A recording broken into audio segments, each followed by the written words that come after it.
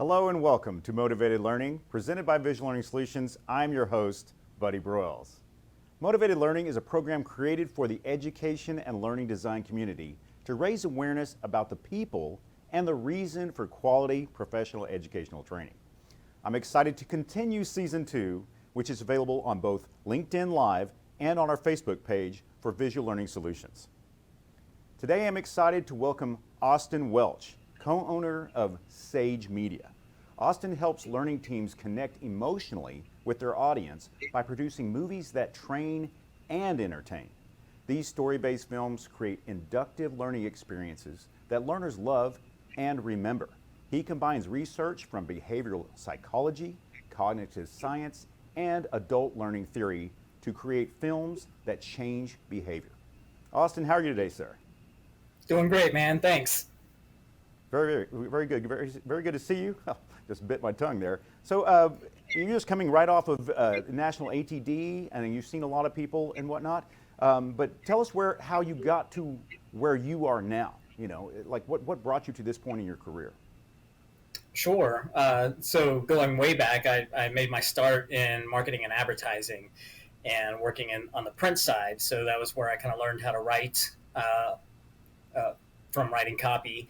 And then I got into video production as a tool for marketing and advertising. And then over time, I was hired to create a leadership development film for a company and really enjoyed that. Just became enamored with the industry and decided to leave marketing completely and come into L&D full time. And so I think about 7 or 8 years ago, created Sage Media with my co-founder, Richard Fleming. And we started working on developing these customized training films, training curriculum, train the trainer, basically doing everything from needs analysis all the way to a final product that we deliver. So talk to me about, as a fellow video professional who transitioned into creating media for the training environment, what was the catalyst to make that move? To move into L&D? Yes. So I saw the caliber of video production in the industry and decided that I have a certain skill in video production that I thought would be well received. I'd seen, after creating that first leadership development film, I received some really good feedback from the client, and I didn't really think I'd done anything radically different.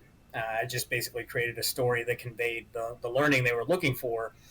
But they sent me the previous film that they were replacing, and I realized very quickly that the element of being able to create a story and to work with actors and do a little bit of higher end cinematography element would really up the value and the viewability of these programs. So that was why I decided to move over, because I saw the opportunity to bring what we know from marketing and advertising over into the L&D world and kind of up the production game.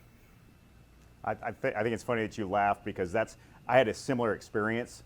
That once a video producer or a video professional sees the historically training, its budget and the people involved, they're all great people, but it seems like the training departments have always gotten the lesser budget compared to other parts of the business.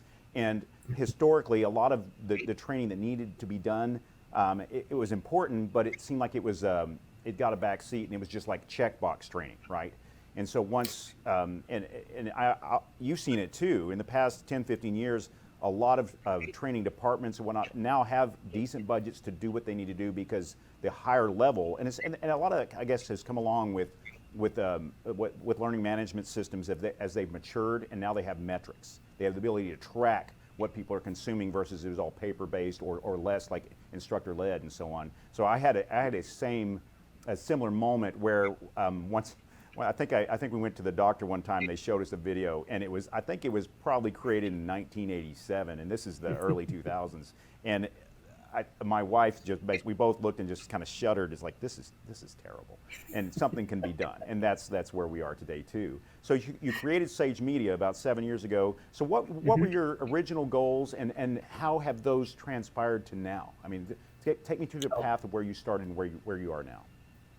Yeah, so I think one of the big things that we saw as an opportunity in this industry was that, as filmmakers, both myself and my partner, we wanted to create stories that would have a positive change in the world. I think that's the ultimate goal for pretty much every filmmaker, is that we want to create that story that has a positive outcome in the world. And so seeing what was available and the opportunities in the training industry and education, it was like, hey, here's the opportunity to create these stories that actually will have that positive effect. So that was a big driver for us to get into this. And so that was what brought us in. We've now taken that and really just propelled it. Our budgets have gotten much larger through learning more about learning design and design thinking strategies, and leveraging a lot of the psychological and sociological research that we learned through that marketing and advertising world, and bringing that into L&D.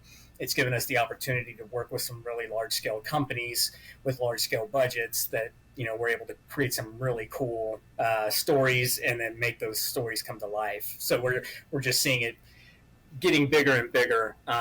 And so now we're able to create these really nuanced soft skill training programs through the story. So talk to me now. Obviously, making an argument to tell a story through training is, while there are a lot of really great people making that effort now, there are still people who need to be moved to make this effort. So talk about the research that you and your partner have done that has proven that emotional story-based films are the most effective way to train. Because you approach people, you have to approach them with metrics. You basically have to tell a story in the sales process, to get them to buy in. Talk to me about how you achieve that. So yeah, so much of what we're leveraging is existing research from different branches within cognitive science. So cognitive science is made up of psychology, sociology, linguistics, neuroscience, philosophy. So we're pulling all of that stuff together to paint a broader picture. So for instance, there's a field of study called neurocinematics. And this is fascinating research by a doctor named Uri Hassan. And he's done some really great stuff with actual, MRI imaging to see what are the effects on the brain neurologically between a well-produced TV show and an Alfred Hitchcock film. And it's just astronomical. So that's one of the pieces of information that we show to people. It's like, hey, the importance of the director, right, is a huge catalyst to whether or not you're going to get engagement. It is not a create it and they will come type of situation. We've seen that throughout the years, that you don't just create the video and then hope for the best. There has to be a little bit of creative vision and direction behind that, in conjunction with things like neurocinematics. We're looking a lot, and we actually just did our session on this at ATD last week, which is looking into intrinsic motivation and how to incorporate elements of intrinsic motivation into the storyline and into the learning design. And so a lot of the research in intrinsic motivation comes from a field of study called self-determination theory. And self-determination theory is one of the most widely researched theories on human motivation ever. So looking into understanding the motivation behind why people will consume this, but also why they will execute it. So we're looking at, when we're talking about Kirkpatrick, moving from level 2 knowledge to level 3 behaviors. That's the chasm that we're really trying to cross with a lot of this research. So that's really terrific, because it's important to get the research in front of them, because that for decision makers, once you understand the research, the concepts, you can make decisions. So I want to get to what's really important is, talk to me, while it's important to get the message across, tell me what motivates you. Like, what gets you out of bed in the morning to do what you do?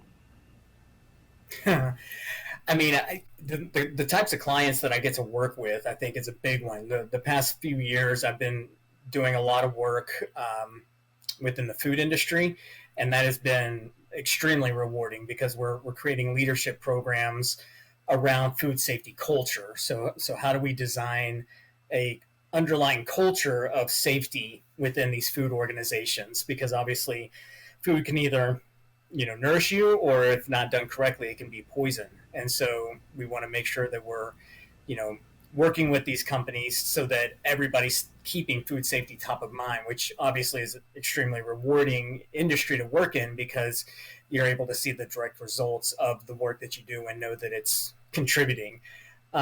The other aspect is that I've always been in a creative industry of some sort. And so this is the most creative industry that I've been able to work in. I mean, a lot of people look at marketing and advertising as creative, but the work that I do in L&D is far surpasses the level of creativity that was required in the marketing world, strictly because I really have to understand the audience, and then within that, come up with a very innovative approach to the curriculum so that we can tie that emotion, grab them with the emotion, and then guide them through the entire curriculum with that emotion.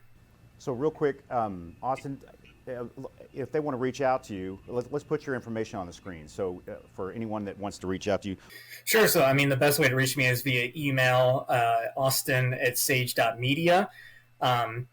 Always happy to, schedule a 20-minute, introductory call, answer any questions that your viewers might have on anything from storytelling for learning design to intrinsic motivation, design thinking strategies, needs analysis, pretty much anything that someone might have a question on when it comes from the outside consultant standpoint. Always more than happy to chat with people and share experience, and I always learn something from those calls as well. Well, Austin, thank you so much for joining us, and I really appreciate your time today. Awesome. Thank you, sir.